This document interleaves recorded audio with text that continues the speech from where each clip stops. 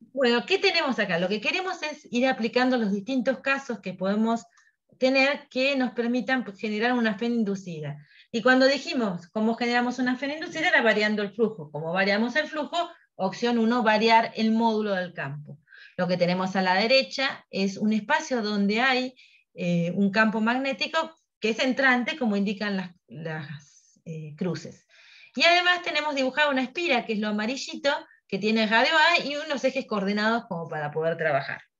Entonces lo que dice es una espira circular de radio A y n vueltas, o sea que esta espirita son varias vueltas una sobre otra, se ubica en un campo de inducción magnética, es un campo B, uniforme, como se ve en la figura, con dirección perpendicular al plano de las espiras. ¿Está bien? Cuando nosotros tenemos varias espiras, cuando decimos una bobina circular de radio A y n vueltas, y hablamos de espiras, lo que estamos diciendo es que son n espiritas pero aplastaditas. Recuerden que si las estiramos, nos vamos a los solenoides que estábamos hablando antes. Ahora como que las tenemos todas superpuestas, digamos, es muy finito el espesor, si lo miramos de costado, que acá no lo podemos mirar, en comparación a si miramos un solenoide que siempre le damos una longitud L en la que están puestas todas las espiras. Y ese campo de inducción magnética, ese campo magnético es perpendicular al plano que está la espira, y la magnitud del campo, o sea, el módulo del campo, es un valor constante más B por T. O sea que está aumentando, porque dice que B0, que es el valor constante, y B son constantes positivas, o sea que a medida que varía el tiempo, esto está aumentando. Bien, B es positivo, así que a medida que T aumenta, eso cada vez se hace más positivo. Entonces, vamos a determinar. Como primer paso, el flujo magnético a través de la bobina en función del tiempo. Entonces tenemos que partir, acá apareció todo junto, pero vamos a empezar con pensar yo te quiero ver el flujo magnético en función del tiempo, es decir, que quiero calcular el flujo a través de esa bobina. Ahora, ¿cómo lo puedo pensar? Lo puedo pensar como el flujo que sería a través de una de las espiras de la bobina, esto representa una espira, ahora vemos cómo lo desglosamos, y lo multiplico por n. O sea, primero calculo el flujo de la espira y después lo multiplico por n. Esa cuenta ya la estuvimos viendo. Lo primero que tenemos que ver es, una vez que decidimos hacerlo así, tenemos que calcular el flujo de B escalar diferencial de área, pero pensando en una sola espirita. Entonces, B es perpendicular a la espira. Eso quiere decir que va a ser paralelo a el diferencial de área. Pero el diferencial de área está, si hacemos todas nuestras reglas, saliendo de la pantalla, viene hacia nosotros, y el campo magnético está entrando. De acuerdo a estos ejes, la dirección saliente es hacia nosotros, es la X. Así que el campo, como está entrante, va en menos X, mientras que el diferencial de área se aplican la regla, la mano derecha la hacen girar para que le quede a la izquierda al hombre y todo lo demás, es hacia nosotros. Así que nos queda en la dirección del eje X. El producto escalar de esto nos va a quedar n, el producto el módulo, que es B0, B más BT, diferencial de área, y el producto escalar entre menos I e I, que nos da este signo menos. Otra cosa que hicimos fue ver que B0 más BT no depende del punto sobre el área que vamos a calcular el flujo, así que es una constante, porque el campo es uniforme, así que va a salir de la integral. Entonces solamente nos queda la integral del diferencial de área. Entonces, la integral del diferencial de área nos da pi por el radio al cuadrado de la espira, que era A. Tengan en cuenta que una cosa es hablar de campo uniforme, mismo campo en todos los puntos del espacio, y otra cosa es hablar de que el módulo es constante en el tiempo. ¿Bien? O sea, acá el campo está variando en el tiempo, pero en cada momento vale lo mismo en todos los puntos del espacio. Yo pongo t igual a 0, vale B0 en cualquier punto del espacio, pongo t igual a 1, va a valer B0 más B minúscula en todos los puntos del espacio. Entonces es un campo uniforme espacialmente, pero variable con el tiempo. Esto nos da un flujo magnético, y a partir de esto nos pueden preguntar por la FEN inducida, con lo cual uno tiene que aplicar la ley de Faraday que acabamos de aprender, que dice que la Fe inducida es menos la derivada del flujo magnético respecto del tiempo. Entonces, este menos viene del menos de la ley de Lenz, y tenemos que derivar respecto del tiempo esta expresión. O sea que esta tiene un menos, n, pi y a cuadrado son constantes, no nos importan, y cuando derivamos esto, b0 más bt respecto del tiempo, lo que nos termina quedando es esta b minúscula. O sea que esta expresión que está entre paréntesis es derivar toda esta expresión respecto del tiempo. Con lo cual, bueno, no terminé la cuenta, pero la puedo escribir, puedo llegar a una FEN que en realidad me va a dar positiva. Claro, fíjense que menos por menos queda positivo, así que la FEM queda B por N por pi por A cuadrado, ¿no? ¿Hasta acá nos pudieron seguir? Los que Eso iba a preguntar justo. ¿Hasta acá? ¿Qué tal? ¿Se entendió? ¿No se entendió? ¿Hay algo que no lo ven?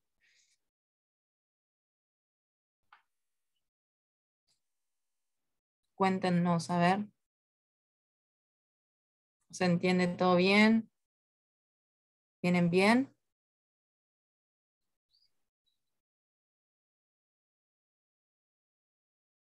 ¿Sí? Bueno, tenemos 2 sí en el chat.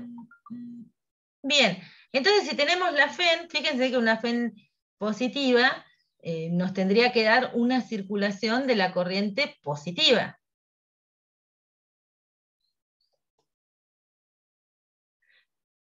¿Hola? ¿Hola, hola? Sí, sí, estamos acá.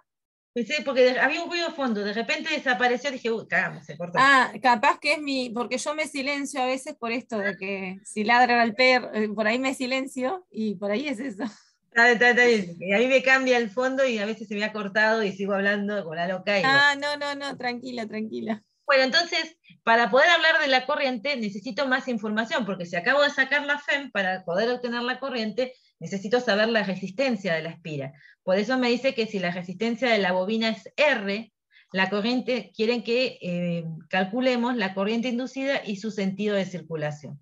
Y cómo se relaciona con el sentido con la ley de Lenz.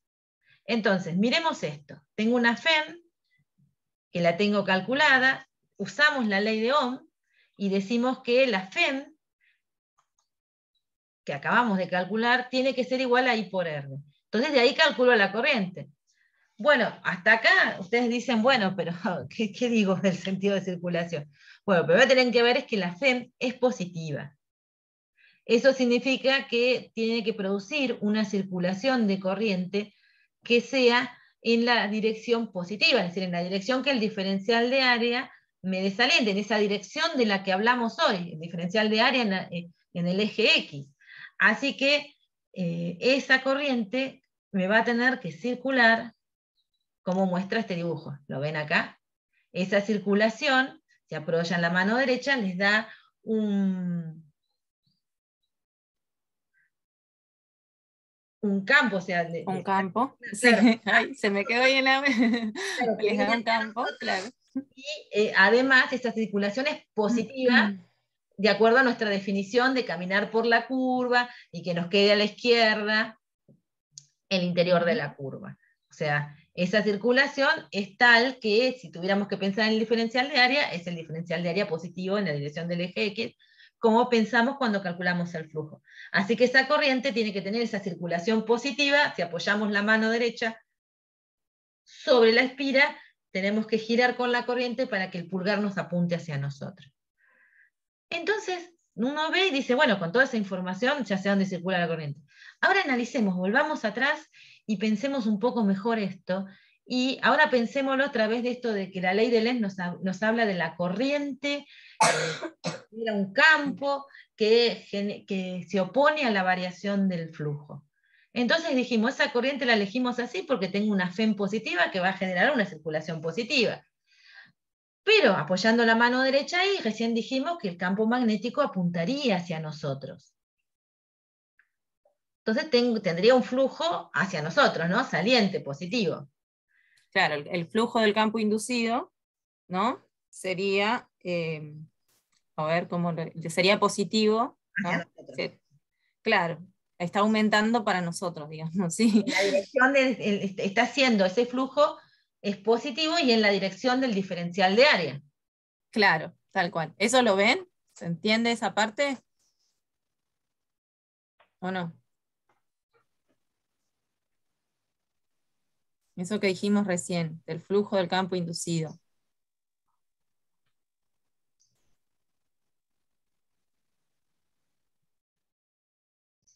¿Sí o no? ¿Nos siguieron? ¿Están ahí? Sí. Chicos, están ahí, está con la bola. Pasamos a lo espiritual. Claro. Hagan una señal. ¿Se escucha? ¿Quién dijo se escucha? Pará. No, no te escuchamos recién, Adela, no. No se te escucha. A mí me pareció que activaste el micrófono porque apareció como que, o sea, aparece la marca que te desilenciaste, digamos, pero no, no se escucha. Ahí te silenciaste. Qué raro. ¿Se te cambió algo en la configuración? ¿O se te desconectó el micrófono?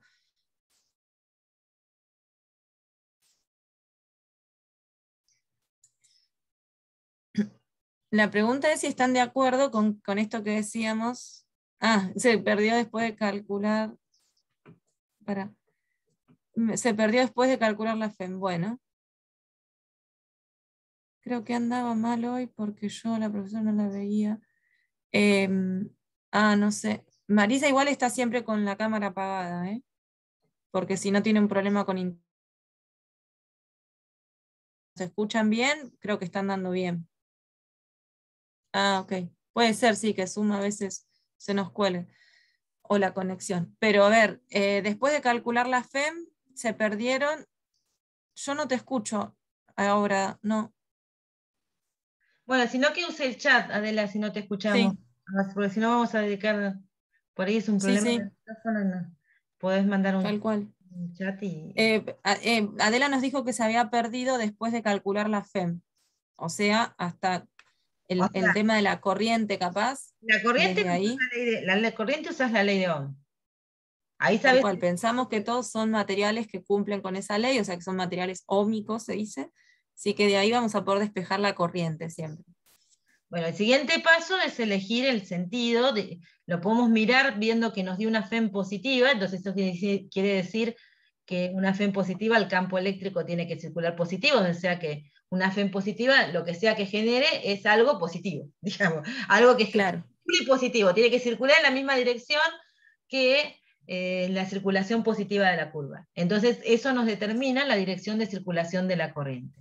Pero en general nosotros no hacemos ese análisis sobre el signo de la FEM, sino lo hacemos sobre el signo que da la ley de Lenz. Por eso es la pregunta. Fíjense, yo expliqué esto del signo de la FEM y con eso me di cuenta que la circulación era de esta dirección.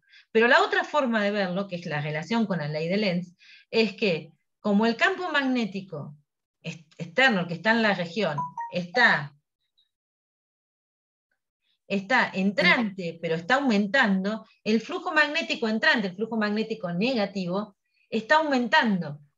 claro. El Entonces, flujo se hace cada vez más negativo a más medida que pasa el tiempo, ¿no? claro, necesito entonces un campo magnético que venga hacia mí, que genere flujo magnético positivo que contrarreste a ese flujo que está aumentando hacia adentro. Necesito un flujo hacia mí, porque está aumentando el que entra en la pantalla, necesito compensar ese efecto generando un flujo que venga hacia mí y que trate de evitar que siga aumentando el flujo entrante. Entonces, ¿cómo consigo eso? Y bueno, necesito una corriente que circule como está en ese dibujo, porque esa me va a generar un campo hacia mí, y ese campo hacia mí, saliente de la pantalla, me va a permitir compensar el aumento del flujo entrante. Entonces, uno puede analizar, pensando en la ley de Lenz, de que la FEN inducida genera una corriente inducida tal que el flujo del campo magnético generado por la corriente inducida se oponga a la variación del flujo del campo magnético externo, que está en la región. Entonces, yo Claro, puedo con eso explicar que esa dirección de la corriente lo puedo explicar a través de la ley de Lenz, o puedo ser matemáticamente correcta y mirar el signo de la FEM. tal cual. De los dos lados les tendría que coincidir, digamos. ¿Sí? O sea, no importa por qué camino vayan, el resultado tiene que ser que la corriente apunta en un sentido particular, digamos, en este caso en el sentido antihorario. ¿Está bien? ¿Eso se entiende o queda alguna duda? ¿O necesitan que expliquemos algo de vuelta? Creo que lo van a poder entender si lo seguimos aplicando, Flavia. Puede ser, sí, sí, también. Lo único, Mari, que en la primera ecuación que escribiste en rojo falta el n. Ah, sí, ahí lo agrego. Ahí faltó el n. Es una pavada, pero bueno, para que quede bien, No. Ahí va. faltó el n de la cantidad de espiras. Eso también, nunca se olviden del n, lo pueden agregar ahí en algún lado, pero agréguenlo. No se olviden que no es lo mismo una espira que varias espiras. Claro. Así que, bueno, eso ténganlo en cuenta. Bueno, sigamos con otro ejemplo a ver si va mejorando. Dale. Este es el otro caso, que era que podíamos, en lugar de, porque en el caso anterior variábamos el módulo del campo, ahora podríamos variar el área. Entonces, Claro. lo que vemos a la derecha, que es variando el área, es una varilla que tiene longitud L, resistencia R, como dice el enunciado, se mueve a una velocidad V en la dirección perpendicular a su eje, bueno, el eje de la varilla. Claro, al eje de la varilla, claro. Sí. A la derecha, como muestra el dibujo, sobre un marco fijo, este es el marco fijo, conductor, ubicado en una región donde existe un campo de inducción magnética B uniforme. Ahora, este campo B no varía su módulo, nada, está ahí uniforme. Es tener una especie de rieles metálicos y apoyamos una varillita y la vamos moviendo. Entonces tenemos que hallar la expresión para el flujo del campo magnético a través del circuito cerrado en función del tiempo y de la velocidad de la varilla. La varilla vendría a cerrar ese circuito, ¿bien? Y claro, como se está moviendo, el área del circuito está aumentando. Este problema también está dentro de uno de los problemas de la práctica. Yo creo que no resuelvo todas las cuentas, pero bueno, esto les puede servir de guía. Entonces, ¿Qué es? No se alcanza a ver el recuadrito, Mari, es el problema, el 4. Ah, bien, perfecto. entonces, empezamos por calcular el flujo. Siempre el primer paso es calcular el flujo. Ahí tienen la definición de flujo. Si calculan flujo en un problema, escriban la definición de flujo. Por favor. Vectores son vectores, van con flechas, va un producto escalar, todo eso, sean cuidadosos. Tal Bien, cual. sigamos. Entonces, ¿cómo hacemos? El primer paso es que B y el diferencial de área, de vuelta uno tiene que darse cuenta que si circula por esta curva, es muy parecido a lo que acabamos de hacer recién, el diferencial de área está saliente, está hacia nosotros. Bien. Sí, sí. Mientras que el campo magnético está entrante, es el mismo razonamiento que hicimos hoy. Así que forman un ángulo de 180 grados, así que nos queda el módulo del campo, el módulo del diferencial de área, por el coseno de 180, que nos da -1, y de ahí aparece ese menos que está ahí. Ahí le estoy escribiendo el diferencial de área, si alguien me deja el cursor. Claro. Fíjense que el campo, como dice que decía que el campo es uniforme, entonces el módulo es constante, voy a salir fuera de la integral, les queda la integral del diferencial de área, que es la integral del rectángulo, ¿no? Del que tiene bueno, que la varilla es como la altura de ese rectángulo, que vale L, y podríamos decir que la base, ¿no? Podríamos llamarlo como una X, pero como justamente esta varilla se está moviendo, ¿sí? Podríamos asociar a que ese lado X lo podemos escribir como la velocidad que tiene la varilla por tiempo, ¿no? Asumiendo que la varilla salió de estar pegadita, Claro. y va aumentando el área. Entonces, también, porque si no le tendríamos que sumar o le podríamos sumar un X0, que no pasa nada. Que no cambia nada. No cambia nada, pero eso indicaría como que la varilla arrancó de una posición inicial, ¿no? Que, diferente a 0, digamos, ¿no? No cambia nada en el sentido que después esto lo vamos a derivar y esa que 0 desaparece. Tal cual, esa parte que no depende del tiempo en la derivada desaparece, entonces no influye en el valor de la FEM o de la corriente, que es lo que queremos encontrar. Bueno, entonces ahora vamos por la FEM, una vez que encontramos el flujo, vamos por la ley de Faraday. Entonces, lo que hacemos es reemplazar la expresión del flujo que acabamos de obtener en la ley de Faraday, o sea, derivar respecto del tiempo esta expresión. Teníamos un menos de la ley de Faraday que corresponde a esta interpretación de Lenz, que con el menos del flujo se va, por eso queda positivo. B es constante, L es constante y B son constantes, así que salen de la derivada y nos queda solo la derivada de t respecto de t que nos da 1. O sea, esto es simplemente derivar esta expresión, donde lo único que depende del tiempo es obviamente el tiempo. Claro. Bueno, tenemos la FEN, nos volvió a dar positiva, es un análisis muy similar al anterior. Entonces, acá hay una forma que se suele explicar en los libros de cómo pensar esto, y lo podemos pensar a través de la fuerza magnética, que no nos viene nada mal repasar fuerza magnética por si alguno tiene que volver a rendir el parcial. Tal cual. Entonces, lo que podemos pensar es en mirar solo la varillita, ¿sí? Moviéndose. Tenemos las flechitas del campo magnético, la varillita moviéndose a una velocidad para allá. Y supongamos que miramos una carga positiva dentro de esa varillita. Entonces, como esa carga positiva se mueve junto a la varilla, ¿bien? Entonces podemos pensar que esa carga positiva tiene la velocidad de la varilla. Y si hacemos la expresión de la fuerza, que no sé si la tengo acá, no está, tampoco está ahí, pero la podemos...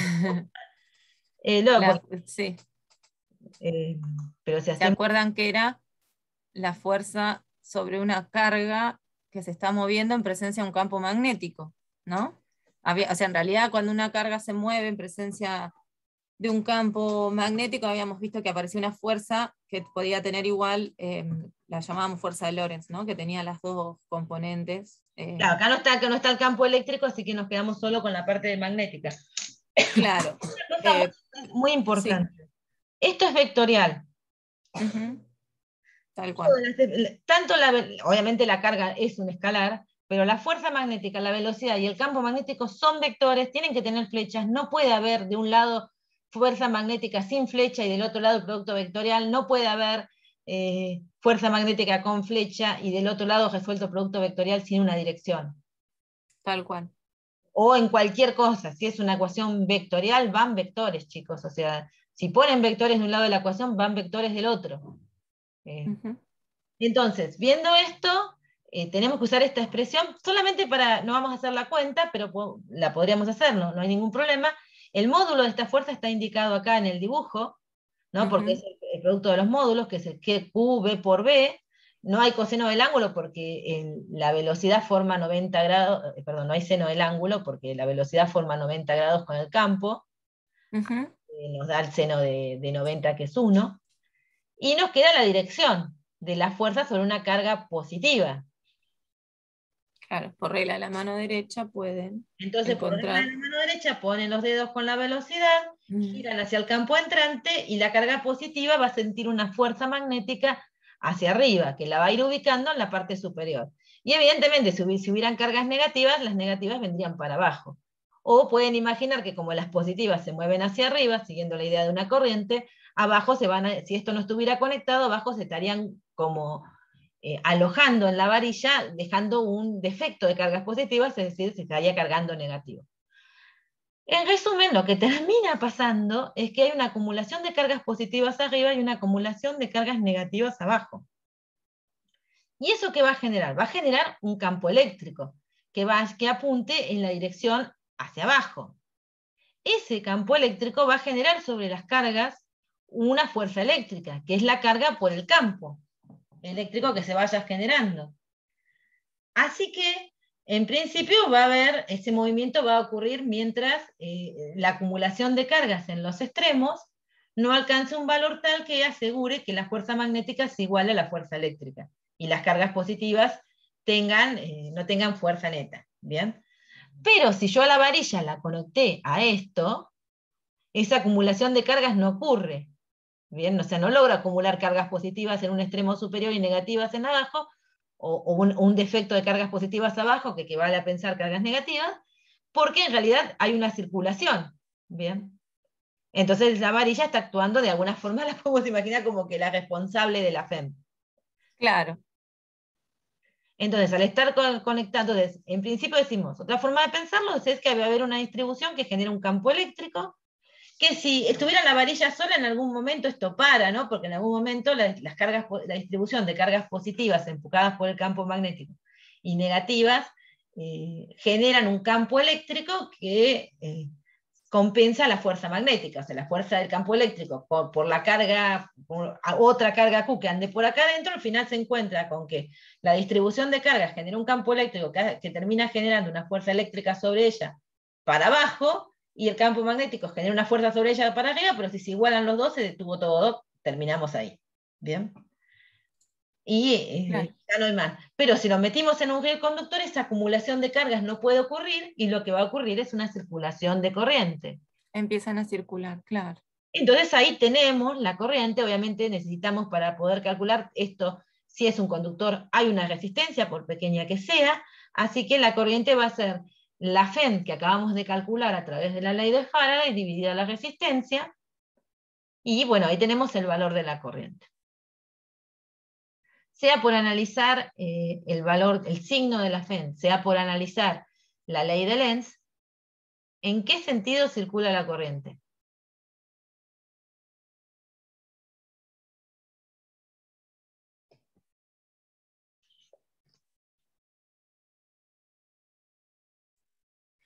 ¿Qué opinan?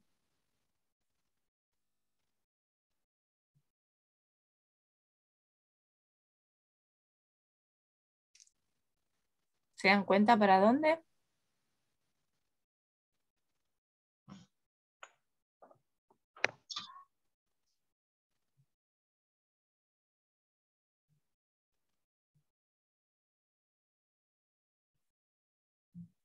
Podrían decir horario, antihorario, no sé.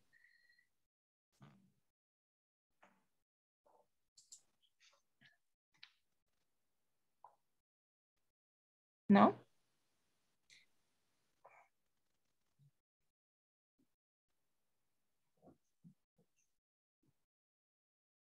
Horario, dicen. ¿Puede ser horario el sentido de la circulación de la corriente? Si circula horario la corriente, ¿para dónde genera el campo? ¿Qué pasa con el B inducido? Claro, ahí tenemos que hacer un análisis. El B inducido, si circula horario, sería entrante, ¿no? Como el campo, pongan la mano derecha, Claro, el pulgar hacia adentro, como el campo que está externo. El área está aumentando. ¿El flujo está aumentando o disminuyendo cuando aumenta? O sea, en el sentido entrante, ¿no? El módulo del flujo, o el campo, o el flujo entrante, ¿es más grande o más chico cuando aumenta el área?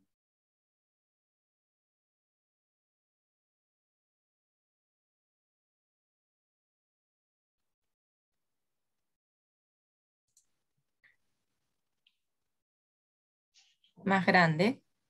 Es más grande. O sea que si yo cuando aumenta el área, tengo más flujo entrante, y yo además con una corriente en sentido horario le agrego flujo entrante. ¿Eso está de acuerdo a la ley de Faraday y todo lo que dijo Lenz? Mm, No, al revés. Al revés.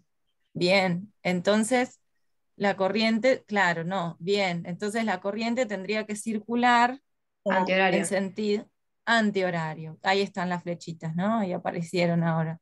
la Tal flechita. cual. ¿Por qué? Porque eso genera un campo inducido que va a apuntar para nosotros, ¿sí? Que va a contrarrestar esa variación de flujo del campo existente, Y si piensan a la ¿sí? varilla como una FEM, que tiene el lado positivo arriba y el lado negativo abajo, también dirían que la corriente circula así, en la interpretación de la Claro. varilla.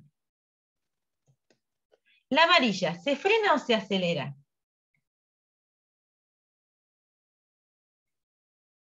Para responder a esa pregunta nos tenemos que preguntar cómo pasa la corriente por la varilla, ¿no? La corriente va Claro, hacia arriba, ¿estamos de acuerdo? Entonces lo que tenemos que calcular es la fuerza sobre una corriente hacia arriba en la varilla. Entonces, ¿se acuerdan claro, que la fuerza es sobre un esa. conductor era la corriente, el diferencial de L, o sea, I de L era el elemento de corriente, que en este caso apunta hacia arriba, y el vector campo magnético está apuntando hacia adentro. Esa genera una fuerza magnética sobre la varilla como un todo, ¿está bien? Como un conductor. Entonces, uno agarra y dice, bueno, de L va para arriba. El campo magnético es entrante, por regla de la mano derecha. ¿Hacia dónde va la fuerza?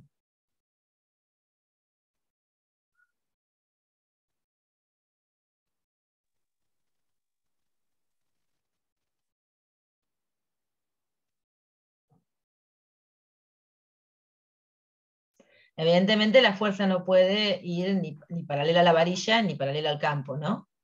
No, tiene que quedar Tiene que quedar o paralela a la velocidad. hacia adentro, digamos, hacia adentro del circuito, ¿no? O hacia afuera, no sé cómo decirlo. Corriendo la Izquierda varilla o derecha.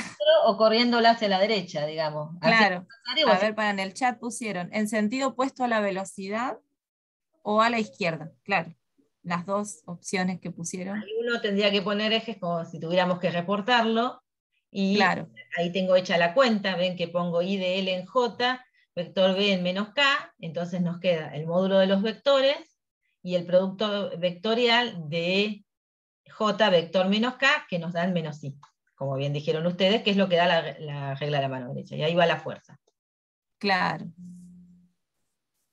La fuerza, claro, la fuerza tiende a disminuir el área, ¿no? Claro.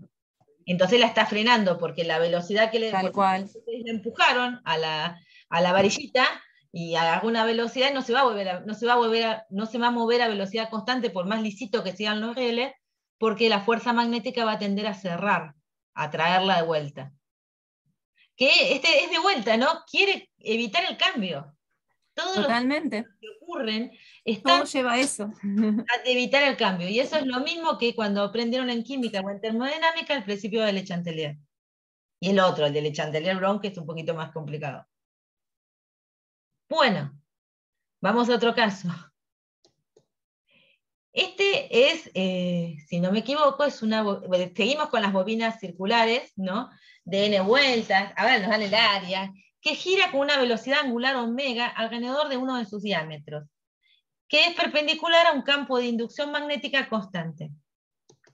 Entonces vamos a ver si aparece primero el dibujo, si quieren el cosito. Después aparece todo junto, ¿viste? Ahí está. Entonces, el dibujo que nos está mostrando, Sí, hoy nos juega una mala pasada de todo esto.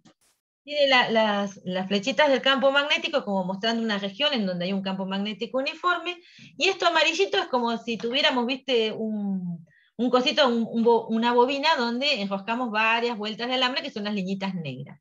El punto negro que está en medio es lo que marca el eje alrededor del cual está girando la bobina, y bueno, y ahí tienen el omega con el que la bobina está girando, ¿no? O sea, esa frecuencia angular con la que la bobina está girando. Y obviamente esta flechita negra marca el diferencial de área de la bobina, y también la dirección de omega.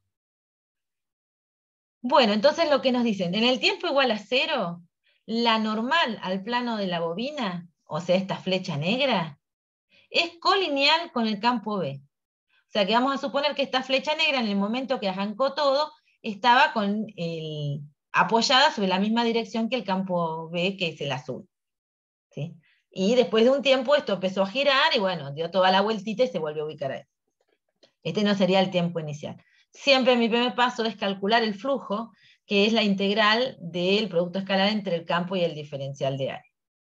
Y acá tenemos que ver que es el producto de los módulos por el coseno del ángulo comprendido entre el diferencial de área y el campo magnético. Bien. En este caso, por el tipo de giro que hace, si partió de estar ubicada acá, hizo todo un ángulo hasta acá. Pero ese ángulo, ¿cómo lo miro? Y bueno, lo mido pensando que como se está moviendo una frecuencia angular constante, al ángulo yo lo podría escribir como que partió de 0, porque lo pusimos a esta línea negra apoyada sobre el azul, y lo empecé a dejar girar con omega t. Bien, pues se acuerdan que omega es la derivada de tita respecto de t, así que uno lo podría integrar si quiere, y nos queda esa expresión si partió desde un ángulo 0 entre el diferencial de área y el campo magnético. Entonces, eso es lo que está reemplazado dentro de esta expresión cuando aparece el coseno de tita, está reemplazado como coseno de omega t. Pero acá hay un paso más en todo esto, hay varios pasos. Acá nos faltaría la n, ¿no? Acá podemos suponer que este diferencial de área tiene a la n metida adentro o meter la n adelante. Lo mejor es meter la n adelante para no... Igual en el otro lo pones, claro, pusiste BN. Pero podemos... Cuando terminaste la cuenta lo pusiste. Sí, pero acá suponemos... Sí, podés ponerlo antes o después, está bien. Estamos haciendo como una espira, y si no podemos pensar que el diferencial de área tiene la n y después ponemos el n acá. En cualquier caso está bueno aclarar que si lo hacemos así, estamos pensando esto en una sola espira. Y si no pongo el n, estamos pensando en todas las áreas, o sea, sumar todas las espiras, Cuando paso acá, por eso me aparece n veces el área.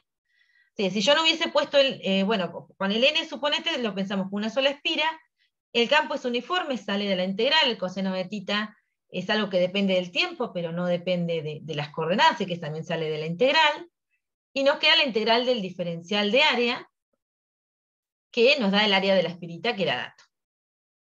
Bien, el n venía por la n espira.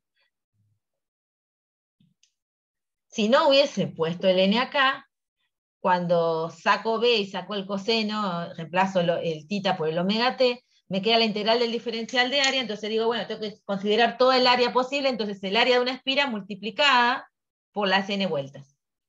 Nos llegamos al mismo resultado, ¿no? Claro, tal cual. Entonces, si quiero calcular la FEM, vamos de vuelta, metemos ese flujo que acabamos de calcular, y acá tenemos un signo, pues tengo que derivar, bien. Sí. Y lo tengo que derivar respecto del tiempo. Entonces, bueno, B y N y A no me importa, en esta parte es constante. Cuando derivo el coseno, me da menos el seno, por eso aparece este signo menos, me aparece el seno de omega t, y después tengo que derivarlo de adentro respecto del tiempo, por eso aparece. Claro. Esto simplemente, regla de la cadena. el paréntesis es haber derivado toda esta expresión. Nada nuevo bajo el sol. Bueno, entonces ahí no terminé la cuenta, pero si ustedes la quieren terminar, porque los signos menos les termina dando una FEM positiva. Pero, como no terminé la cuenta, pero sí les dejé un dibujo que trata de hacer una interpretación de qué es lo que pasa cuando estamos viendo esto. Esto se llama generador De corriente alterna. de corriente alterna. Es una forma de generar corriente a partir de un proceso mecánico. O sea, uno mecánicamente hace girar la espira en un campo magnético y obtiene corriente. Entonces, lo que muestra el dibujo arriba son distintas posiciones de la espira, y la flecha negra vuelve a representar al diferencial de área de la espira. Entonces, fíjense que partimos de la condición inicial que dijimos con el diferencial de área coincidiendo con la dirección del campo magnético, que acá también está dibujado como una flecha azul. Entonces, partimos de ahí, ¿y qué tenemos? Y tenemos la máxima FEN en ese momento, es lo mejor posible. Bien, porque, ¿qué ponemos acá? Perdón, la máxima FEN no. Tenemos el máximo flujo. Perdón, rebobino. Tenemos el máximo flujo. ¿Por qué es lo mejor posible el flujo? Y porque si yo pongo 0 acá, esto me da el coseno me da 1, es lo mejor que puedo obtener, digamos. Cuando parto en 0, tengo todas las líneas de campo están atravesando la espira, digamos. No hay que tengo que pensarme en una componente. Bien.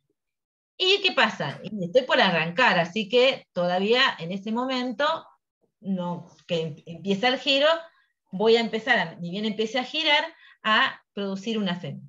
¿Por qué? Porque el flujo magnético va a empezar a decrecer. Bien, porque el coseno es una función decreciente. ¿Sí? Por eso les muestra el coseno. Recuerden que cuando aumenta el ángulo decrece, ¿no? Y claro, el flujo va con el coseno de omega t. A claro, medida que pasa el tiempo, lo que tengo es una función coseno, ¿sí? Variable, o sea, mejor dicho, no quería decir oscila, pero se me fue periódica, eso quería decir, periódica, ¿no? Que se va a repetir, ¿está bien? Pero arrancás en el flujo o el flujo siempre va a depender de la función coseno. En cambio, la FEM va a depender del seno de omega t. Entonces, justamente ahí tenés un desfasaje entre ellas, que eso se da siempre, si uno lo piensa en parte, ¿no? Cuando tenés la bobina girando, o al revés, o girás el imán, porque es un movimiento relativo, acuérdense que no importa quién se mueve respecto de quién, lo importante es que se muevan.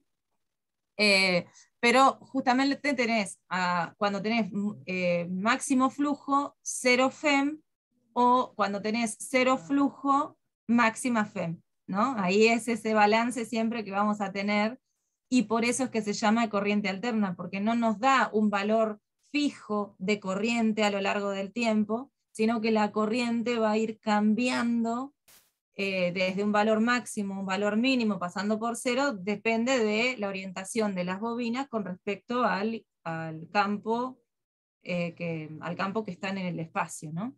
Que alguien lo generó ese campo. En general es con imanes, ¿no? Este campo lo generás con imanes, con y movés la bobina en presencia de esos imanes. que son imanes permanentes, digamos. Claro, tal cual. Bueno, Tal fíjense cual. que acá se ve claro, por ejemplo, que el flujo puede ser, que el flujo puede ser positivo y la FEM positiva, pero que puede haber un flujo negativo y mantener una FEM positiva, porque lo que estamos mirando es variaciones, no es el signo del flujo, sino variaciones lo que tenemos que ver. Entonces, uno que mira que acá el flujo está decreciendo, entonces tiene que generarse una FEM tal que se oponga a ese decrecimiento, o sea que necesitamos una variación de la FEM contraria al decrecimiento, tiene que crecer. Va a haber un momento en el que el flujo se hace cero y ese es el momento de la máxima FEM posible, y luego el flujo sigue decreciendo, pero lo hace cada vez más lento, por eso tenemos una FEM decreciente, porque la derivada es más chica.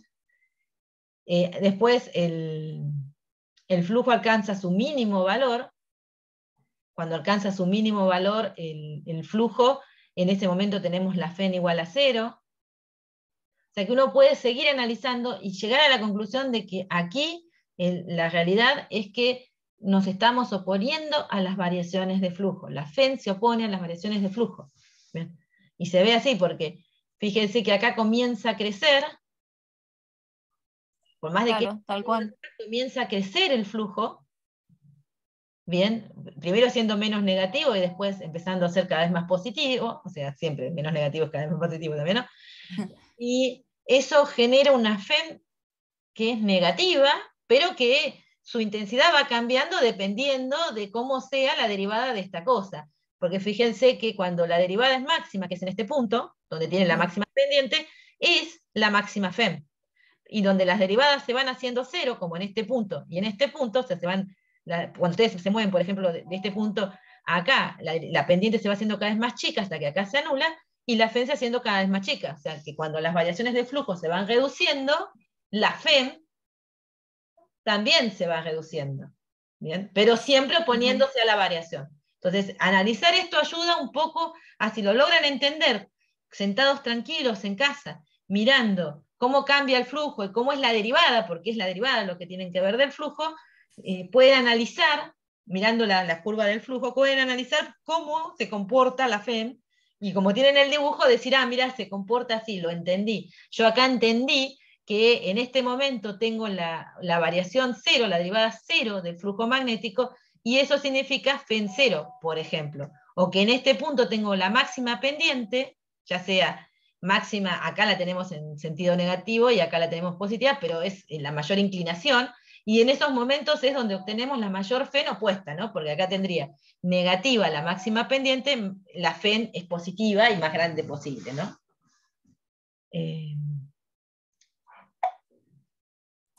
Entonces, sí, tal cual. Este análisis, uy Dios, saben que no sé cómo parar a esta gente. Bien. Esto les puede ayudar, porque en realidad la cuenta es bastante sencilla, pero la interpretación de este gráfico es lo que lleva más tiempo. Digamos. Y la interpretación de este gráfico es lo que más los va a ayudar a ustedes a desarraigar que la FEN, que la variación o sea, que la FEN se opone al flujo, que el flujo del campo inducido se va a oponer al flujo del campo que está presente, o sea, todas esas cosas que uno tiene tendencia a decir primero, digamos, lo pueden analizar un poco mirando estos dibujos. Fíjense que acá les va dando arriba las posiciones de la espira. Fíjense que Eso iba a acá, decir. cuando el flujo les da lo máximo posible y negativo, es el momento en que el diferencial de la espira está exactamente contrario, es antiparalelo al campo magnético, o sea que es lo más grande posible el flujo, pero negativo. Claro. Y Fíjense que esas flechitas negras, eso iba a aclarar, que esas flechitas negras ahí en el esquema de arriba indican el diferencial de área, ¿no? Entonces, uno lo puede pensar en esto, en las orientaciones. Acuérdense eso, que el campo B está indicado con esas líneas celestes, ¿no?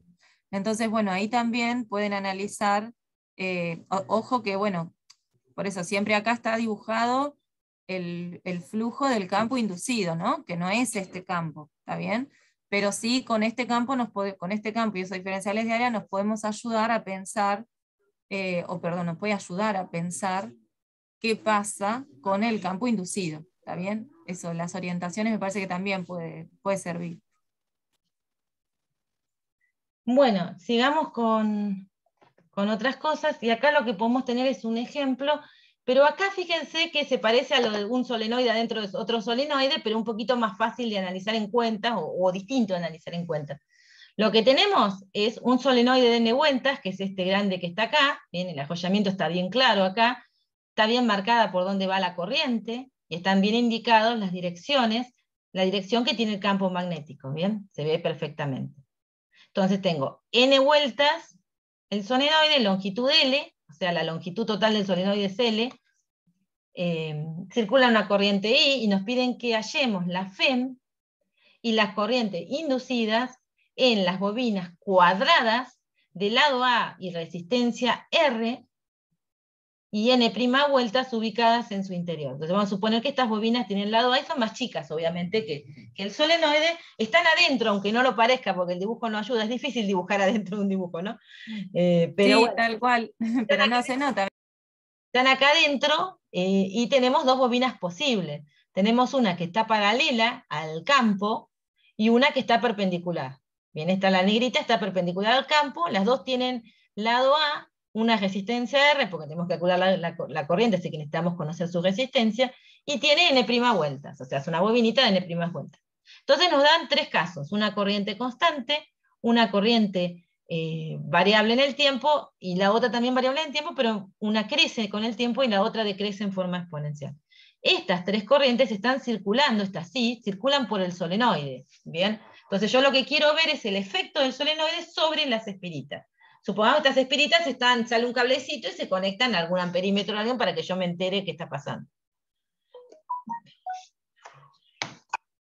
Bien, entonces, vamos al primer caso. Si queremos contestar cualquier cosa, primero debemos saber cómo es el campo de inducción magnética, el campo magnético en el interior del solenoide, y cómo lo calculo.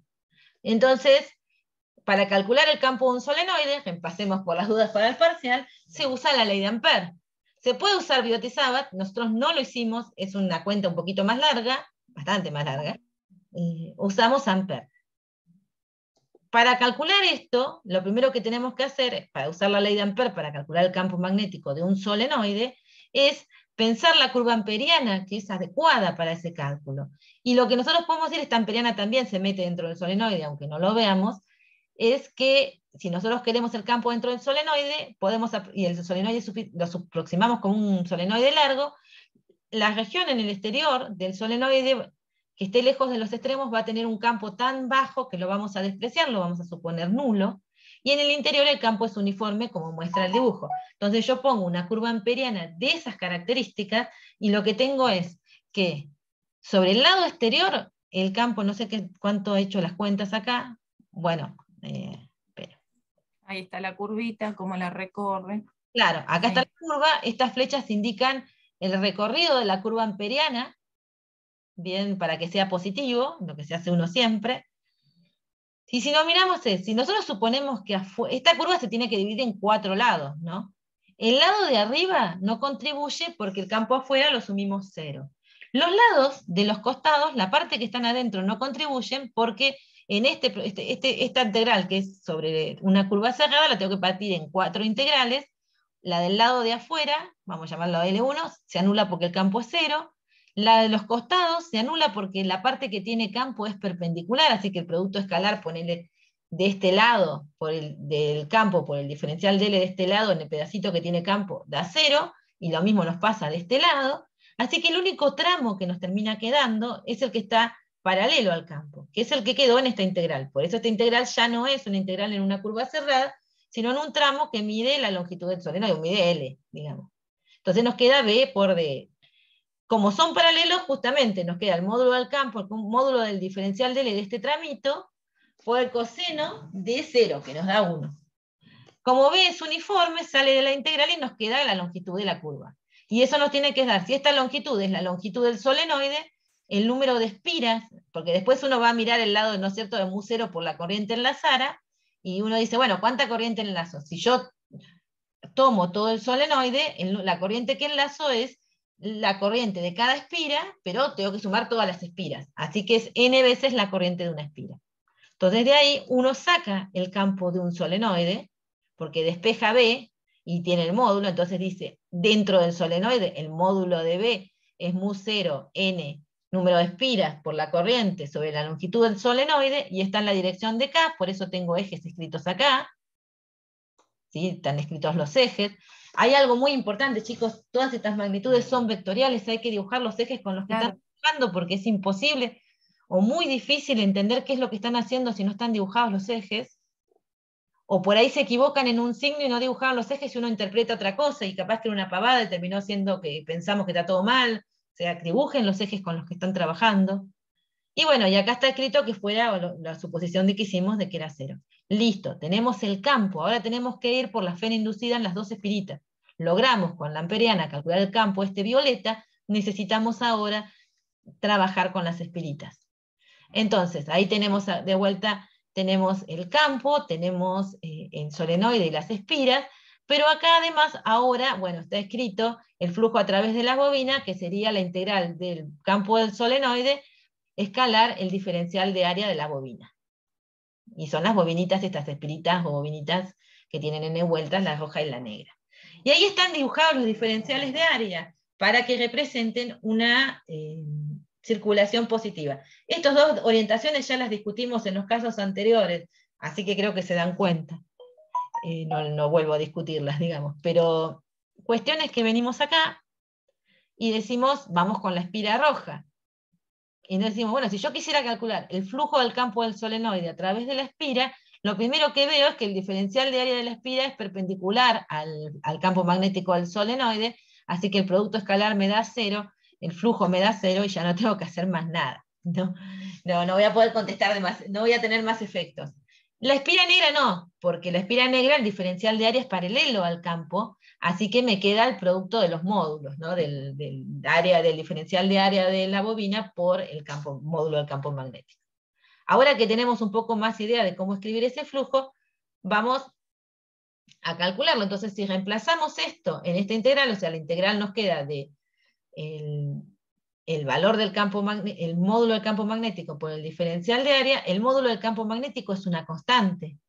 Sale de la integral, por eso me aparece mu0 i n sobre L, bien, hasta ahí vamos bien, y me queda la integral del diferencial de área. O sea, cuando yo reemplazo este campo acá, y hago el producto escalar con el diferencial de área, me queda el módulo por la integral por el diferencial de área de la bobina. Como ese módulo no depende del área, sale de la integral y me queda la integral del diferencial de área, que me da el área de la bobina. Pero la bobina, ¿qué sería? El área de cada espirita, que vale a cuadrado, pues una espirita cuadrada del lado A, y para sacar todo el área de la bobina, toda el área que atraviesa el flujo del campo magnético del solenoide, tengo que multiplicar por el número de espiras. Entonces, ahora que sí tengo el flujo, hacemos lo mismo que hicimos antes. Podemos ir a ver la fen inducida. El primer caso era con una corriente constante. Entonces reemplazo en la expresión del flujo la corriente constante. Entonces, estoy siempre trabajando con la curva negra porque la roja ya la descarté porque esa no daba flujo. Porque no tenía flujo, claro. No tiene sentido, ya está, no dio flujo cero, esa no. Vamos. No. Entonces ahora a la negra sí le consideramos los casos de distintas expresiones de corriente. Primera expresión de corriente en una corriente constante, pongo en lugar de I y 0 en la expresión de flujo, derivo, y son todas constantes. Así que no hay variaciones de flujo. Si no hay variaciones de flujo, entonces no hay FEM. Y si no hay FEM, cuando aplico la ley de Ohm, no hay corriente inducida. Así que la I', que sería la corriente en la bobina, no la tengo. Vamos al caso B. Acá la corriente vale I0 sobre T0 por T. Reemplazo esa expresión y la derivo. O sea, de ahí fíjense en que tengo el mu0, el n', L a cuadrado que viene de acá. Reemplacé la I, que me quedaba I0 sobre T0 por T. Como la derivé respecto del tiempo, me queda un 1, o sea, me queda I0 sobre T0. Y el signo menos viene de la ley de Lenz. Bien. Entonces ahora sí tengo una fe. Entonces puedo calcular la corriente. Ahí tengo la corriente. Lo único que tengo que hacer es dividir por la resistencia, no es tan difícil. Y ahora, bueno, y ahí vamos a ver cómo circula la corriente. ¿Para dónde creen que circula la corriente?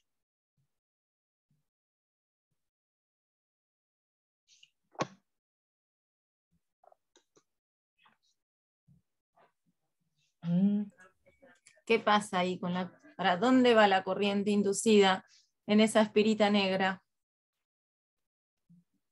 Miremos primero que la corriente del solenoide está aumentando. Si la corriente del solenoide está aumentando, obligatoriamente aumenta el flujo del solenoide. Claro. Y como aumenta el flujo del solenoide, tenemos una sed que se opone a ese aumento. Bien, entonces, ¿qué necesitamos? Necesitamos una corriente que se oponga al aumento del flujo del campo del solenoide. Es decir, una corriente que vaya, a ver si aparece. Un campo inducido que vaya opuesto, ¿no?, al campo que está, el campo del solenoide. Por lo tanto, tenemos una corriente en la espira que circula, bueno, sí, en el sentido que dibujó María ahí. Pero el campo, está dibujado el diferencial de área ahí, me parece. Sí, me pareció.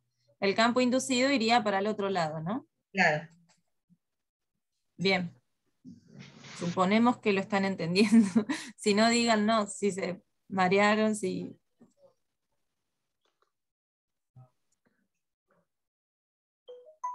O si estamos solos.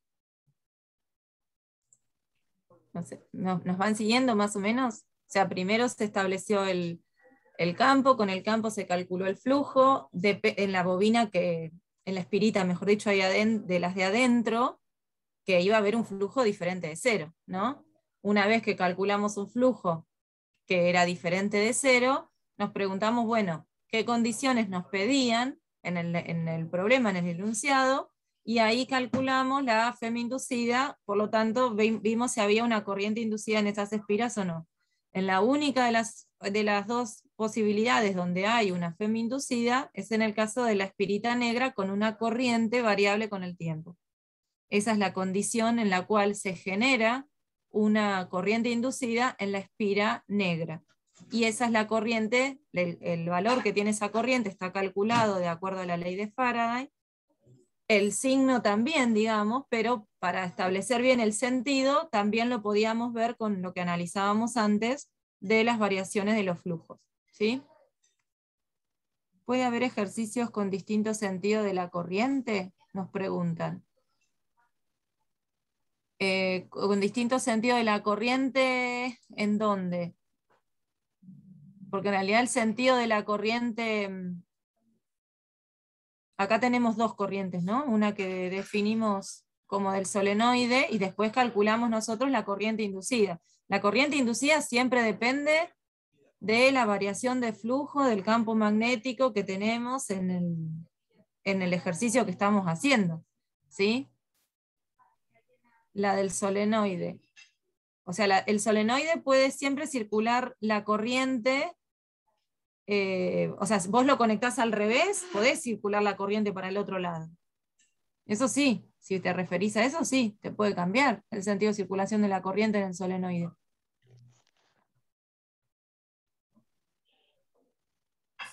Pero una vez que haces el problema, considerás, o sea, que te vaya cambiando nosotros, por ejemplo, corriente alterna, si vos te referís a corriente alterna, que podría ser ese caso, ¿no? Que la corriente vaya para un lado y después para el otro. No es el caso. No resolvemos, ustedes no van a resolver ejercicios con corriente alterna. No, porque siempre la corriente va a tener un sentido y va a tener un determinado valor. A lo sumo puede cambiar, en este caso cambia con el tiempo, pero siempre aumenta. No es que está variando. Corriente alterna, ¿no? tengo que seguir porque si no nos quedamos. Perdón, porque no llegamos. No, es que no interpreté por qué pensaba que cambiaba la corriente del circuito, del solenoide, digo. O sea, en el ejercicio, una vez que tenés la corriente, es esa la corriente, y a partir de ahí analizás. No. Bueno, después tienen el caso de que en lugar de crecer la corriente del solenoide, está decreciendo. Bien, si van a hacer la cuenta directamente, reemplazan en la expresión del flujo, la expresión, del flujo no, habíamos calculado la FEM en algún lado, no. Reemplazan en la expresión del flujo la corriente y derivan para obtener la FEM, ¿no? Tienen esta FEM de acá. Claro. Que en este caso es una FEM que decrece con el tiempo, pero positiva. Entonces, si ustedes lo analizan, vuelven a mirar el diferencial de la bobina, bueno, ahí sacan la corriente, ahí tienen la corriente, que es simplemente tomar la FEN y dividirlo por R, que estoy viendo que falta la R acá. Falta la R, ¿no? Sí, estaba viendo lo mismo, se me fue la R. Después la R, esperen que ahí se la agregamos. Estos son detalles. Ahí está. Listo, porque es lo mismo pero con la R. Así que, pero bueno, la cuestión es que lo que hacen acá es, acá vuelven a tener el diferencial de área, pero fíjense que la corriente tiene que circular en el sentido contrario. ¿Por qué? Porque como la corriente del solenoide estaba decreciendo, el campo magnético del solenoide también está decreciendo porque está, con la cuenta que tienen allá arriba, proporcional a esa corriente, o sea que el campo magnético decrece. Como decrece el campo magnético, lo siguen teniendo hacia la derecha, pero cada vez de menos intensidad, decrece el flujo magnético hacia la derecha del campo del solenoide, entonces necesitamos compensar ese efecto, entonces lo que se genera es una FEM que genere una circulación de corriente cuyo campo vaya en la misma dirección que el diferencial de área, de modo que tengan un flujo adicional debido a esa corriente primada, y que compense el efecto. Entonces, el procedimiento, les den los que les den, siempre va a ser parecido a este. Uno, en general, lo que hacen es, primero, tratar de saber si les dan un solenoide o algo así, tienen que calcular el campo del solenoide. Después, seguramente el campo del solenoide varía en el tiempo, entonces uno va a poner ahí una I de T, calcula el flujo de ese campo, que es muy fácil, a través de la espira, entonces ahí le va a aparecer, o lo que sea, a través del circuito que ustedes les estén dando, digamos, puede ser una espirita, otro solenoide más chiquito, otro solenoide más grande, bueno, les pueden dar algo, ustedes calculan el flujo a través de ese circuito, que hace una espirita, y por eso les aparece la N', de la N' vueltas y demás, calculan el flujo, y lo derivan. El procedimiento es siempre el mismo, después uno analiza para dónde circula la corriente, teniendo en cuenta si el flujo que generó, en este caso el solenoide, está aumentando en alguna dirección o decreciendo, si nosotros tenemos que compensar. Si aumenta en una dirección, hay que poner un campo contrario, con lo cual necesitamos una corriente adecuada para generar ese campo en la dirección contraria al campo que tenemos, porque se está produciendo un aumento de flujo. Si el flujo decrece, hay que poner, necesitamos un campo inducido en la misma dirección para compensar ese decrecimiento, entonces tendremos una corriente que lo cumple. Y apegados a la matemática, los signos de la FEN también les dicen hacia dónde van a circular las corrientes. Lo que pasa es que es más difícil verlo con el signo de la FEN, porque uno, cuando tenía un circuito común, miraba la batería y sabía cuál era el positivo y el negativo. Y acá es como que lo tiene que interpretar a partir de la circulación. Entonces es más fácil pensar en qué está ocurriendo con el campo que atraviesa el circuito que está sintiendo el efecto, y elegir así, compensar ese efecto, ese cambio, que por ahí ver tanto como les dio el signo de la... Igual para la cuenta es, no va a haber problema, el último paso es aplicar la ley de Lenz.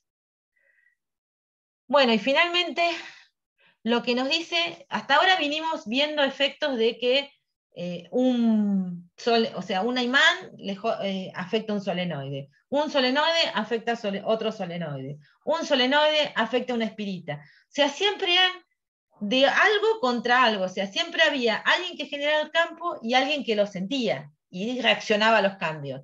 Pero la ley de Faraday no dice que eso tenga que ser así. Es mucho más general.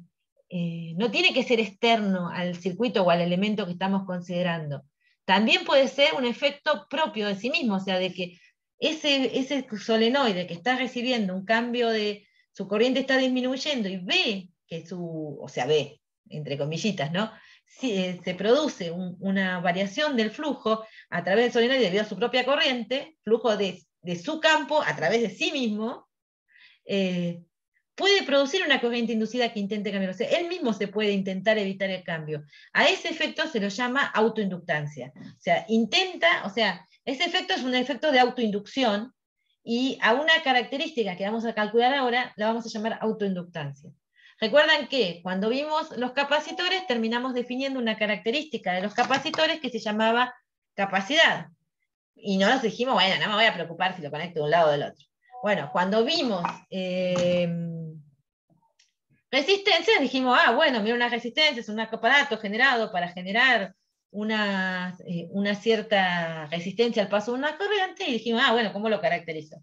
Y le llamó R. Bueno, ahora vamos a ver este efecto que es de un circuito de resistirse a los cambios que puedan ocurrir sobre él, porque nosotros le cambiamos la corriente, o porque algo altera pero por sí mismo, porque él mismo se está afectando al variar la corriente, le vamos a definir lo que se llama autoinductancia, ¿bien?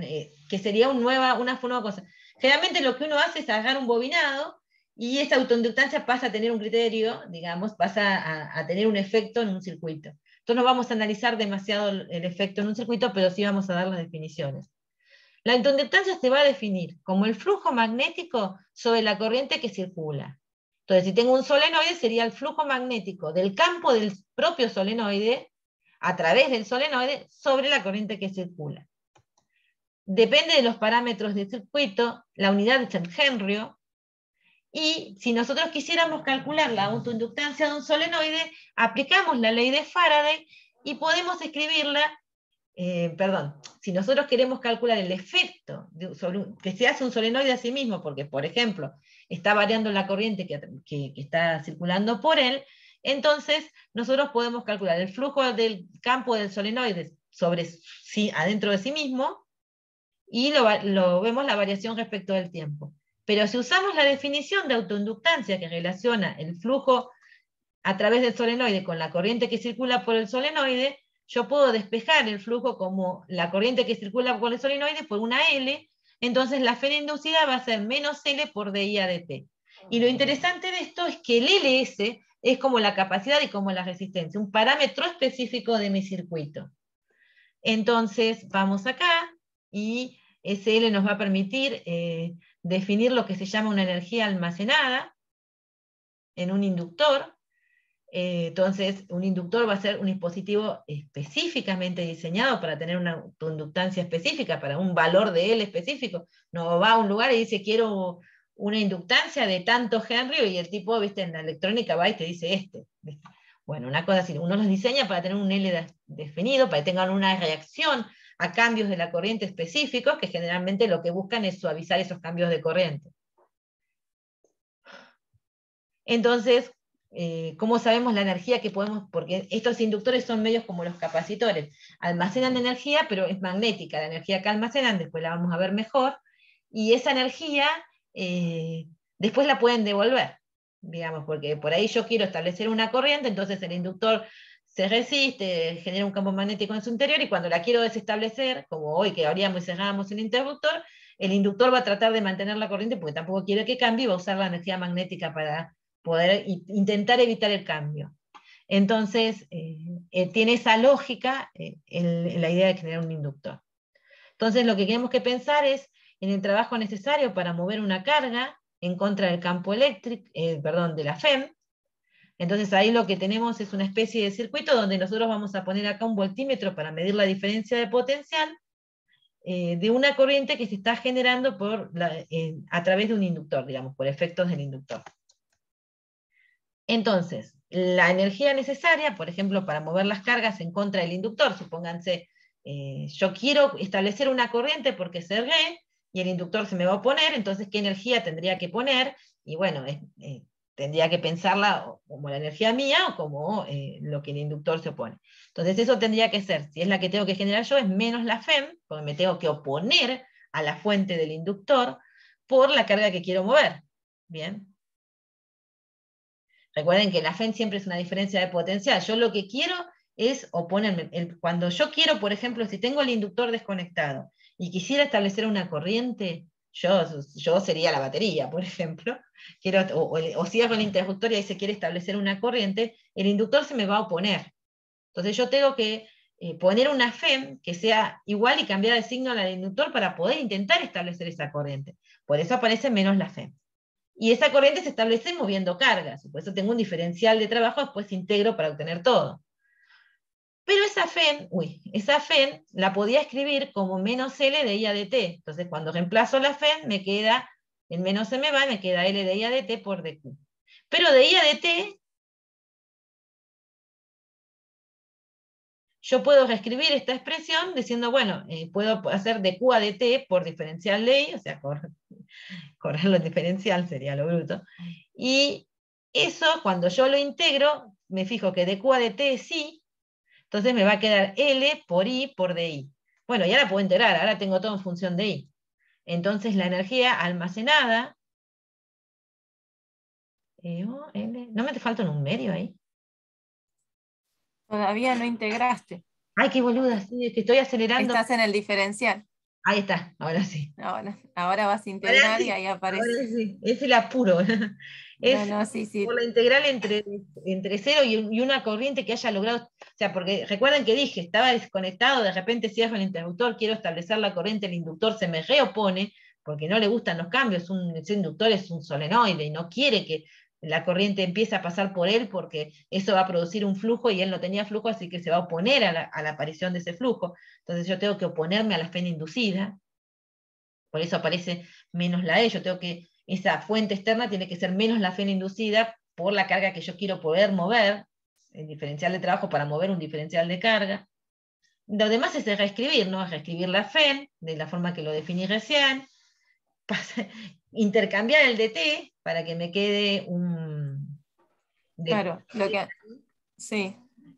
Y después decir, bueno, el trabajo externo, el que yo estoy intentando hacer para establecer la corriente, es la energía que voy a estar entregando al sistema, ¿no?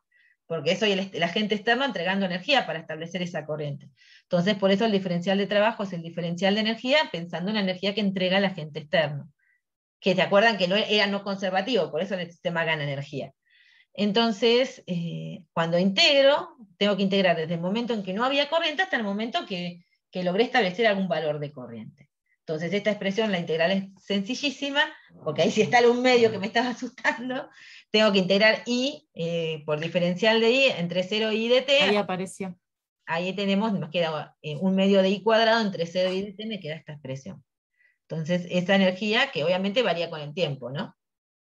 Obviamente, si yo intentara anular la corriente que logré establecer, tengo el efecto contrario, ¿no?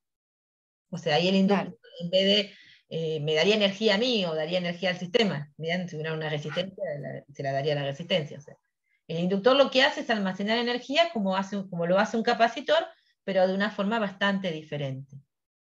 Entonces ahí tenemos la energía que almacena un capacitor, es un inductor. Un inductor, ahí está. Entonces ahora, para poder entender que estoy corriendo a velocidad de luz, hay que aplicarlo a un solenoide, porque es lo más fácil para aplicarlo y lo que más van a usar. Y además creo que la mayoría de las inductancias son esas, ¿no? Un solenoide. Sí, son solenoides, sí.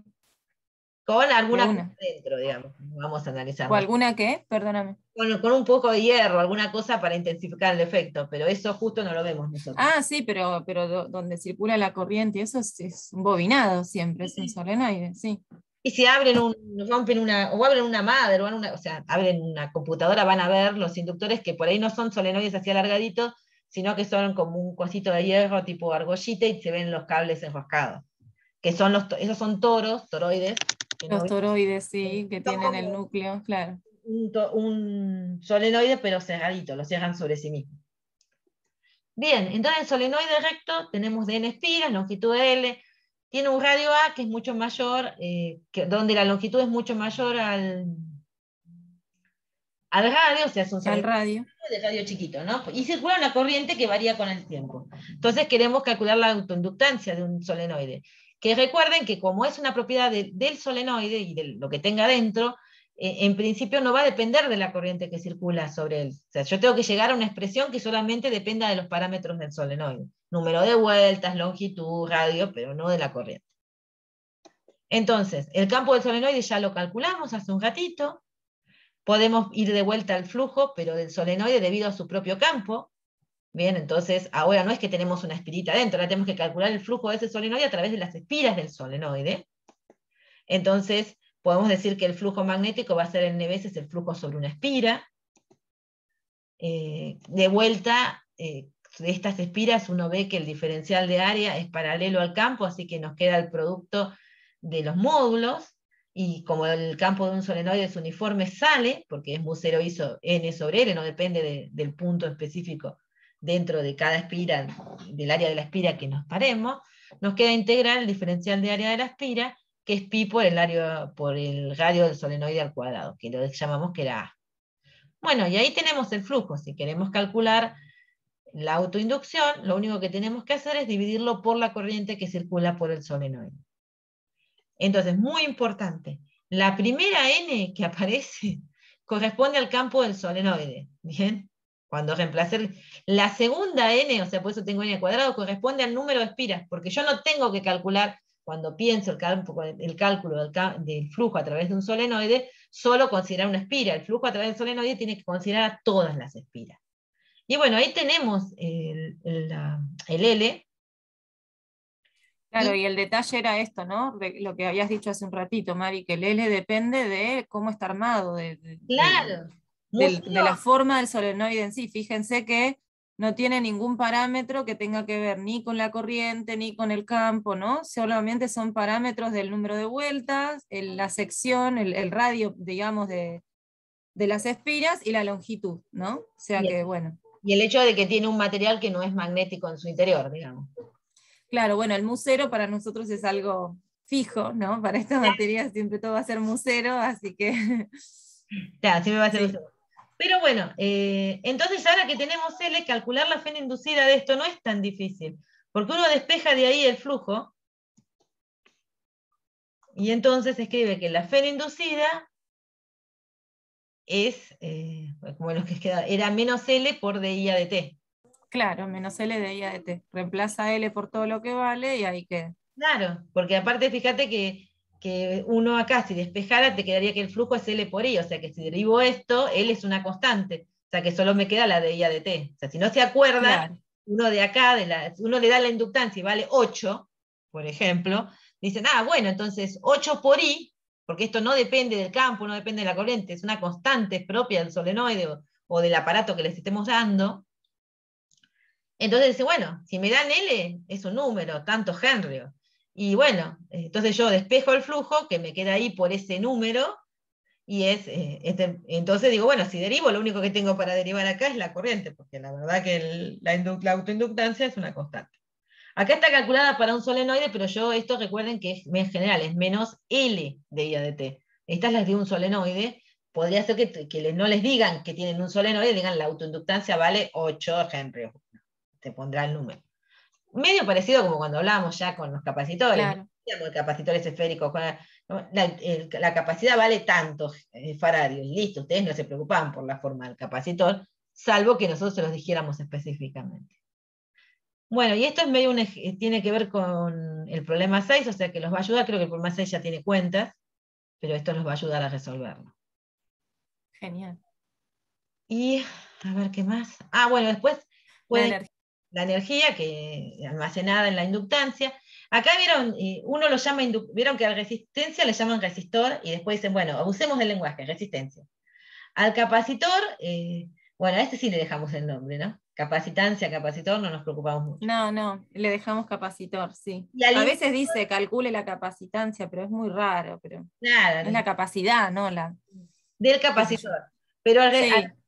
al resistor no le decimos resistor, le decimos resistencia, ¿viste? Tal cual, sí. Y al Sí. inductor no le decimos inductor, le terminamos llamando. No, le decimos inductancia. Pero es un abuso del lenguaje, no se preocupe. Totalmente. Es lo mismo, digamos. Es lo mismo. Bien, entonces si queremos calcular la energía, también habíamos encontrado una expresión donde la energía se podía calcular en términos de la autoinductancia por la corriente que pasaba por el inductor. Como la autoinductancia ya era dato, porque la acabamos de calcular en la hojita anterior, entonces lo único que tenemos que hacer es reemplazarlo, y bueno, si me dieran la corriente, yo podría terminar esta cuenta, ¿no? Si tuviera todos estos parámetros, podría terminar la cuenta. Pero hay algo que nos sirve de acá, de esta expresión, por eso también la calculo, porque ustedes me dicen, bueno, pero ya está, lo único que tenía que reconocer la autoinductancia, qué gracia que hagas esa cuenta acá.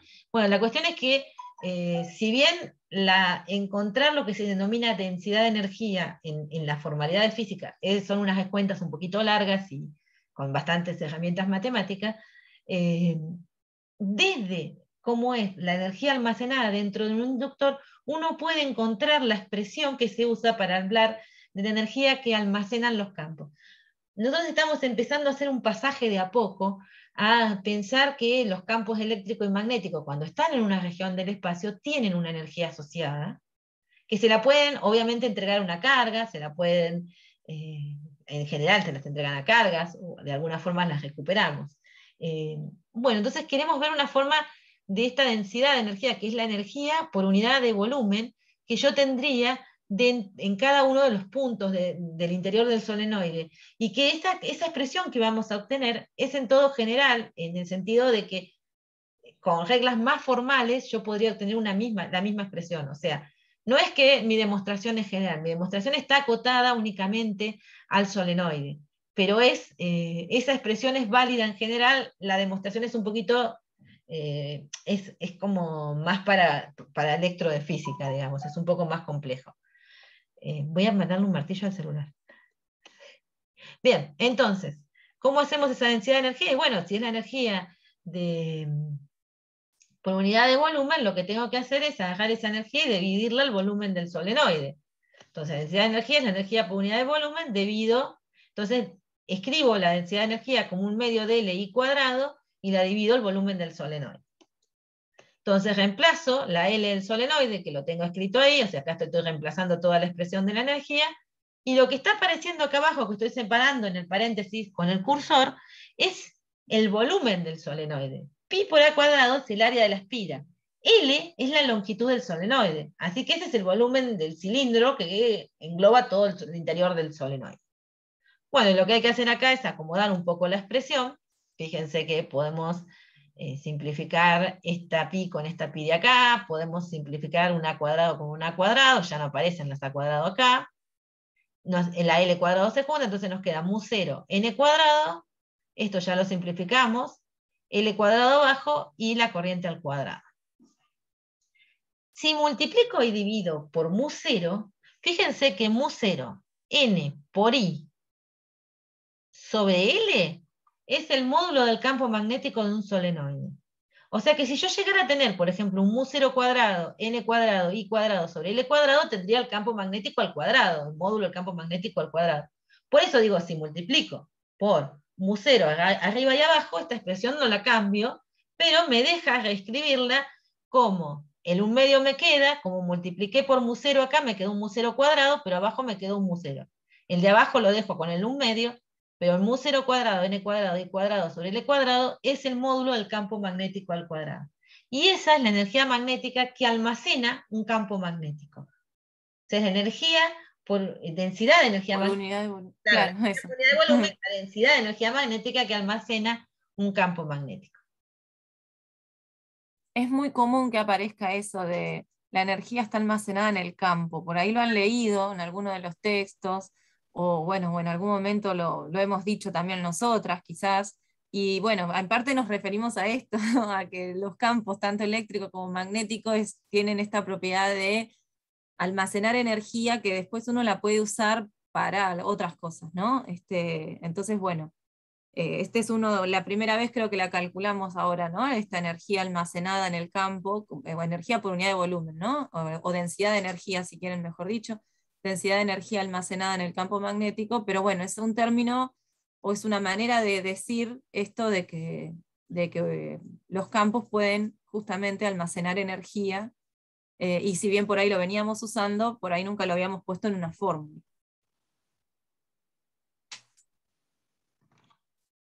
Bien, entonces, acá podemos, bueno, y acá aparece otra cosa que podrían llegar a necesitar, que es cómo caracterizar los efectos, o sea, todo lo que hicimos con la cuenta hoy de agarré el solenoide y miré qué le pasaba a la espira, es fácil, porque uno el campo del solenoide lo calcula fácil, entonces voy el flujo a través de la espira no es tan difícil de calcular, ¿no? Porque la espirita era cuadrada, sabíamos para dónde iba el campo del solenoide y era una cuadrada.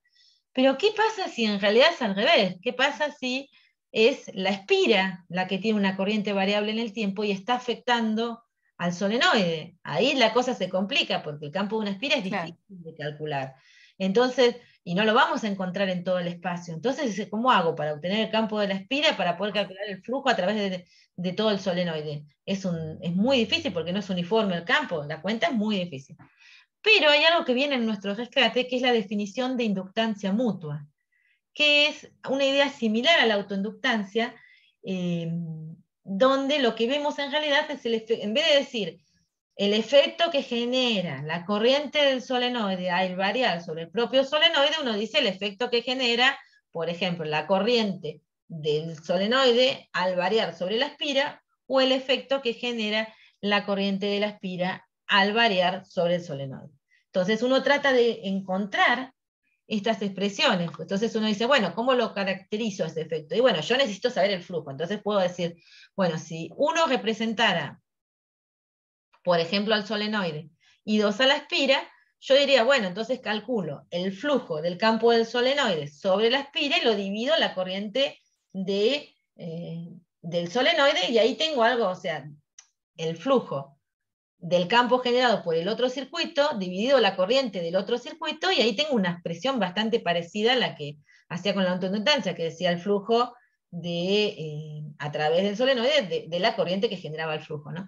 Y bueno, digo, bueno, también le puedo decir, la autoinductancia podría ser de la espira, el flujo de la espira a través del solenoide, dividido la corriente de la espira. Y dicen, bueno, esta es una pesadilla calcularla, pero esta es fácil, esta ya la calculamos. ¿Qué hacemos si me pidieran esta? Bueno, lo que nos viene a rescatar en todo esto es que estas dos son iguales. Entonces, si uno logra calcularla por el lado fácil, bien, entonces puede utilizarla por el lado difícil. O sea, si a mí me dicen, decime cómo... Encuentra las dos, digamos. Claro, Claro. ¿cómo afecta la espira al solenoide? Yo digo, bueno, no voy a ir por el campo de la espira a intentar calcular el flujo a través del solenoide. Voy a ir por el campo de un solenoide que imagino que tiene una corriente para poder estimar la inductancia mutua. O sea, digo, bueno, voy por el campo de un solenoide que le pongo una corriente I, total, después cuando divida por esa corriente es I1. Cuando divida por esa corriente se me va a ir, listo, o sea, no me va a quedar dependiente de la corriente, me va a quedar dependiente de los parámetros. Entonces, bueno, calculo el flujo del campo del solenoide a través de la espira, que lo hicimos hace un ratito, lo sé hacer, lo divido la corriente del solenoide y tengo la inductancia mutua del solenoide sobre la espira. Pero yo quería la otra, pero no hay problema porque valen lo mismo. Así que si ya la encontré para uno, la tengo para el otro. Entonces, si yo tengo la otra, o sea, si ya encontré esta, voy a encontrar esta, si tengo esta, tengo una cosa que solo depende de los parámetros del circuito, o sea, de la espira y del solenoide, el radio, el área, qué sé yo, y de la corriente que estoy haciendo circular por la espira, que generalmente es dato. Y de ahí yo podría encontrar la expresión del flujo, que era re difícil de obtener, y de ahí podría encontrar, por ejemplo, la corriente inducida, la FEN inducida en el solenoide, producto de que la espira está haciendo cambios.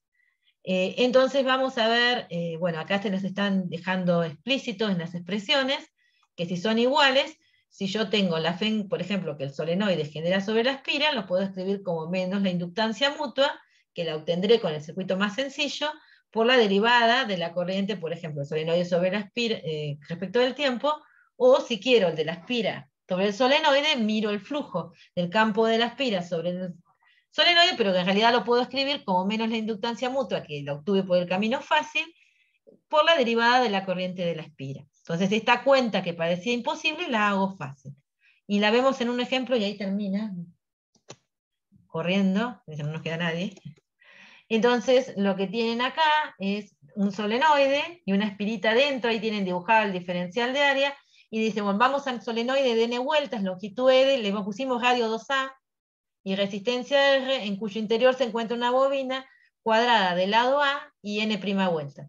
Le pusimos radio 2A porque queremos que la espirita entre cómodamente, digamos, dentro. Claro, asegurarnos de que no choca ni nada con el borde del solenoide. Claro, la tenemos ahí adentro cómodamente. Claro. Entonces, si la corriente circula en la bobina cuadrada y varía como, y les da una expresión de la corriente, ¿no? La corriente en la bobinita está cuadrada verde, tiene esta expresión y circula como está mostrando la figura. ¿Ves? En esta dirección. Entonces, ¿cuál es la FEN inducida en el solenoide? Y ustedes dicen, bueno, ni idea porque no sé cómo calcular el campo. Bueno, vamos por el concepto de inductancia mutua. Ahí estoy dibujando cómo es el campo de la espira para que vean lo difícil que sería calcular el flujo de ese campo a través del solenoide. Entonces vamos por el concepto de inductancia mutua y yo sé que el flujo de la bobina a través del solenoide sobre la corriente de la bobina es igual al flujo del solenoide a través de la bobina sobre la corriente del solenoide. Y eso me deja calcular M. Vamos por M. Ahí dice que la FEN de la bobina sobre el solenoide, que es la variación del flujo de la bobina sobre el solenoide, yo la puedo despejar de esta expresión escribiéndola como la inductancia mutua por la variación de la corriente. Acá, espérate. Esta sería, ¿no? Sí, esta de acá. Claro. La variación de la corriente respecto Sí. de la bobina. Bien. Pero yo en realidad tengo que calcular la inductancia mutua por la segunda expresión, porque la primera no puedo, con este dibujo. No. Dejar. Entonces, bueno, vamos por el flujo, vamos a calcular la inductancia mutua del flujo del solenoide a través de la bobina, dividida la corriente en el solenoide. Este es el campo del solenoide, lo acabamos de calcular. Esta lo hicimos ya, porque es una bobinita cuadrada, perpendicular. Claro. Este flujo lo calculamos hace un ratito. La única diferencia es que ahora lo divido por la corriente del solenoide. O sea, yo había calculado ya el flujo del campo de un solenoide a través de una espirita cuadrada que está dentro del solenoide, con su diferencial de área paralelo al campo magnético, al campo del solenoide, así que esto lo tengo. Y bueno, lo único que tengo que hacer es dividir por IS para encontrar M, y ahí tengo M. Y como dijo Flavia, fíjense en que nos quedan el número de espiras, el área de la espirita cuadrada que tengo adentro, la longitud del solenoide y un cero. Claro. No me quedó nada muy, muy complejo. O sea, la cuenta fue sencilla porque ya la había hecho, digamos, también estoy apurando. Tal cual.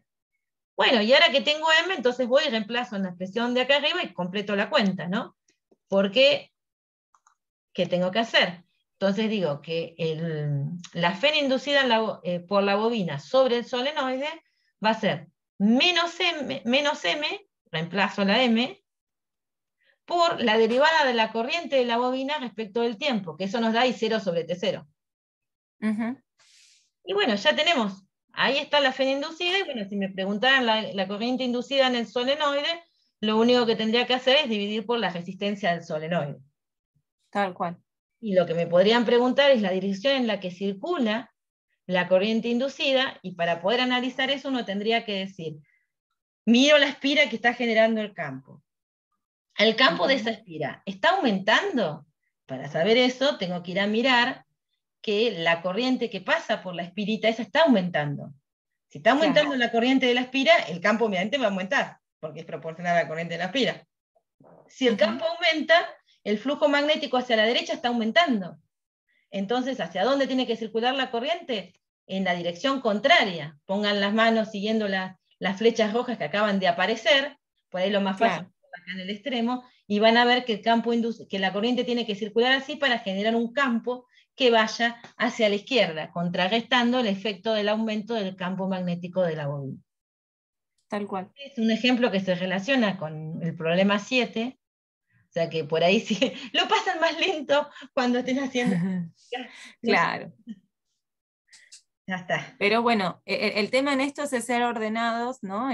Primero tener en cuenta qué campo calculé, ¿no? Que entonces, si era esto la inductancia mutua, pensar cuál de los dos caminos es más fácil, o sea, ir haciéndose esos caminitos, porque sale fácil, digamos, por un camino, pero por ahí, por el otro, no nos va a salir.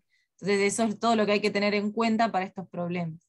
Que por ahí no tienen, como en otro caso, por ahí no tienen una matemática tan complicada, pero sí, justamente la parte es más conceptual, ¿no? Entonces siempre se nos equilibran acá los problemas, ¿no? A veces la matemática se les hace más difícil o a veces enganchar los conceptos se les hace más difícil. Pero con paciencia, se puede. Claro. Con esto estaríamos, es mucho para un día porque es todo Faraday en un día.